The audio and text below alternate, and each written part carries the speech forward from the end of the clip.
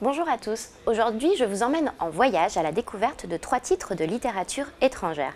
Tout commence en Roumanie, puis nous faisons escale aux États-Unis pour terminer notre périple en Suède. Răzvan Radulescu a publié la vie et les agissements d'Ilie Cazanet aux éditions Zulma. Cet auteur roumain nous livre ici son premier roman et il est également scénariste de film si vous souhaitez découvrir son univers à travers l'écran.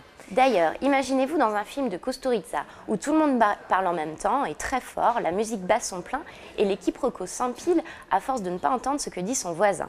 Je vous propose cette ambiance explosive dans ces 270 pages. L'auteur a vécu son enfance sous les dernières années du régime communiste de Ceausescu et c'est ici qu'il plante son décor. Ilie Cazanet, le héros, est un père de famille qui possède un don très spécial, celui de faire pousser des tomates qui ont la taille de pastèques. Sauf qu'être spécial sous ce régime, c'est un peu signer son arrêt de mort. Il devient alors suspect aux yeux de la police omniprésente et notamment du colonel Chirita.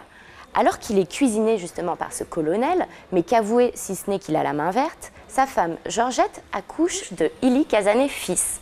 Et celle-ci n'aura de cesse que de retrouver son mari parmi les méandres de l'administration roumaine. C'est un premier roman, c'est une véritable farce, empreinte d'humour et d'ironie, qui dépeint avec malice l'absurdité d'un système politique. Un récit rempli d'inventions. Notre voyage nous emmène maintenant aux États-Unis avec Kenneth Anger qui a écrit Hollywood Babylon aux éditions Tristram. Ce petit objet culte est le symbole de la contre-culture.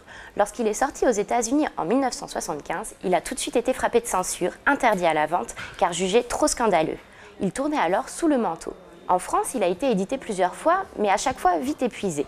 Que cache-t-il donc ? L'envers du décor de la ville d'Hollywood qui mêle l'audace au vice, et cela dès les années 20. Le cinéaste Kenneth Anger a toujours vécu aux abords des studios hollywoodiens et n'a eu de cesse de récolter des informations, des anecdotes, des rumeurs, des articles de presse, des photographies sur tel acteur, sur telle actrice, sur tous les genres du cinéma, prenant conscience assez vite que justement le cinéma ne s'arrêtait pas lorsque la bobine du film était terminée. Il décrit la naissance du star system et ses dérives. Les dessous d'un monde pailleté où s'entremêlent sexe, drogue, meurtre et bien d'autres noirceurs, la descente aux enfers d'une jeunesse dorée mangée par la machine hollywoodienne. Maintenant, direction la Suède avec la série de Lars Kepler, L'Hypnotiseur, Le Pacte puis Incurable.